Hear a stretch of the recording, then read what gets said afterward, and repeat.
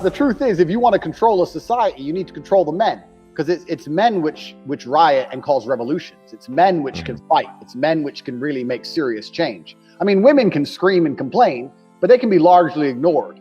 But when men start to riot, you have problems. So how do you avoid that? Well, you make sure the men don't have enough will or enough gumption to put up to resist the absolute shit show they're being forced to put up with. Because the truth is, life for 99% of men in the Western world is awful. And most of them know it, and most of them feel it. And still they will continue to pay their taxes and go to their job and sit inside of their sexless marriage because they've lost their will to resist. And this is done very specifically. This is done on purpose. It's not an accident. Because otherwise people would stand up and say, wait. What? The price of everything's doubled in the last 10 years. My wages are the same. What's going on? But no one does. So it's a very conscious effort to damage the psyche and the fighting spirit of masculine men. Absolutely. Truly believe we live in a matriarchal society in the West. Now, I no longer live in the West. I live in Romania, the far end of the European Union. It's like a strange place to kind of live, but I really like it here. But when I go back to the West, I realize just how matriarchal the society is. There's a lot of people on Twitter, I'm quite big on Twitter, and there's guys in the red pill space and the right-wing space who always talk about patriarchy and how they're going to establish a patriarchal household and all this stuff. And I try and explain, the laws in Western countries prevent you from ever being a patriarch. If your woman at any point decides to lie and say you hit her, or to say you raped her, or a girl you're sleeping with, he raped me. I had sex with him consensually 9 times, but the 10th time I was drunk and it was rape. Right. And the law, they will come and arrest you. Yeah. How can you be a patriarch in a matriarchal society where females have the entire power of the law to destroy you at will? You can't. So the truth is, the reason most men act the way they do is because they know that if push comes to shove, the entire force of the legal system will always side with the female.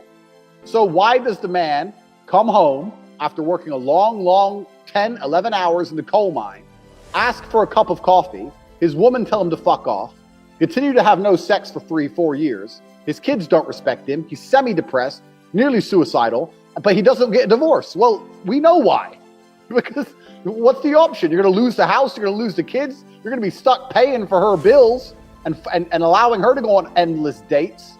You're out the game, because it's extremely difficult to find a mate nowadays unless you're a top-tier male. So what choice do you have? It's a matriarchal society. Females have all the power in the West.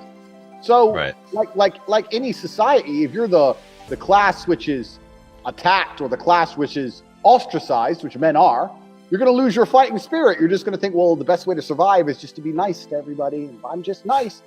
Do. And that's what's happened, because there really is, unless you have that spark, unless you have what it takes to truly build a life which is unique and build a life which puts you beyond the controls of these enforcement mechanisms, then the safest way to live is to be a simp. It's not easy to be like me and run my mouth. I've lived the consequences of talking. I know what can happen, and I'm sure you've been there too with the shit on Twitter and blah blah. Most people can't put up with this. My biggest ever outrage is when, this was about 4 years ago, is when I was still verified on Twitter before I got banned, and I said depression wasn't real. And I know that's like a really controversial take. And my point was very simple. My point is that depression is a natural instinct inside of men. And it's something that is designed to show you that you need to change something about your life. If you go to jail and you're depressed, it's not because you've caught depression. It's because you're in jail. This is why. So if you feel depressed, you need to wake up and go, well, why am I depressed? And how can I change this? I had people message me saying, you don't understand how it feels. I'm fat and I can't get a girlfriend because I'm depressed. I said, no, you're depressed because you're fat and you can't get a girlfriend. Right. You got it the wrong way around. So when I said depression wasn't a clinical disease and it's simply the result of not living a life that you truly enjoy and you're not happy with, it blew up. It went huge. I had Hollywood stars. I had J.K. Rowling and the guy who plays the Incredible Hulk, and everyone was coming for me.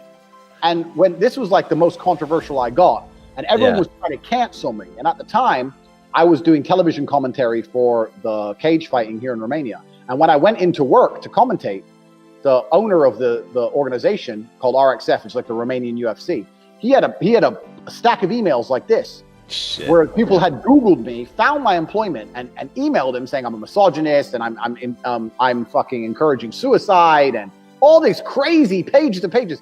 And he sat down there and goes, "What's this?" I was like, "Bro, in the West, this is what they do." And he was laughing out loud. He's Romanian.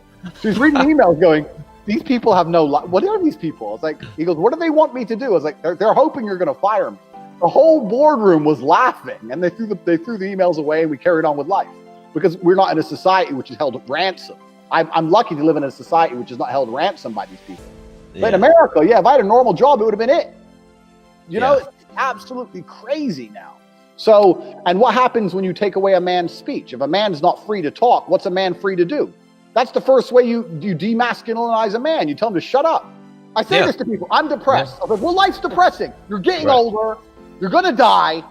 You know, there's a whole bunch of people with a bunch more money than you. Welcome to the fucking real world. Life's depressing. Are you a bitch? You're going to cry about it? Or you're going to do something about it? Like, life is depressing. Who told us? Tell me where it says in the human handbook that we're supposed to be happy all of the time. We're not supposed to be happy. We're supposed to survive. Now, if you're a man, you can survive even if you're miserable. I say this all the time. Give me depression. You wouldn't even notice. This is what pisses them off because they're like, "Oh, yeah, you wouldn't be able to function." I guarantee I can still drive my Lambo and fuck women. I guarantee you. Try me. Because I refuse to be such a baby that I'm going to sit there and go, "Well, I feel a certain way, so I have to act a certain way." No. One of the number one tenets of masculinity, in fact, it's probably the primary tenet of masculinity, is acting different to how you feel. This 100%. Is the primary tenet of masculinity. Do you think the men on the Titanic felt like dying? No, but they acted a certain way because they were men. The women and the children are afraid and they're going to run. I'm afraid and I'm going to stay here because I'm a man. As a man, you have to control your emotions. So I don't give a shit if you're depressed. There's no excuse to not be an adult and make sensible decisions based on discipline alone. I'm too depressed to train. No, you lack discipline. Because I've felt miserable. Every single person has. I didn't miss a gym session ever. So I don't believe in that crap. I don't believe in it.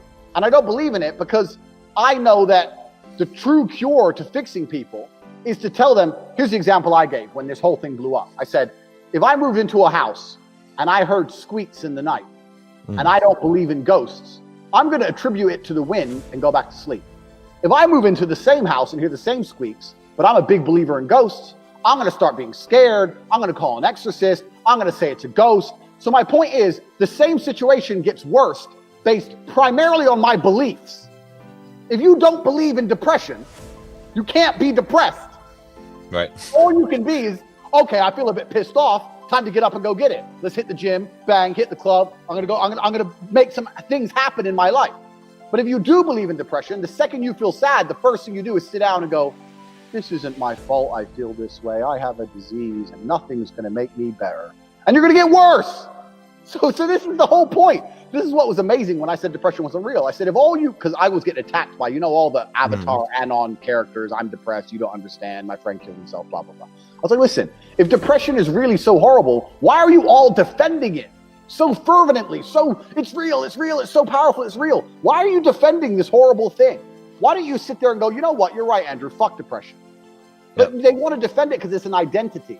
It's something that allows them to feign individuality. It's something that allows them to, it's an excuse. It's a ready-made excuse for all of life's failures. I'm a loser, but it's not my fault. But depression. That's all it is. It's a fucking coping mechanism. I don't believe it. I do not believe in depression. I believe if you really feel terrible and someone were to come along and give you $10 million, you'd probably feel a bit better.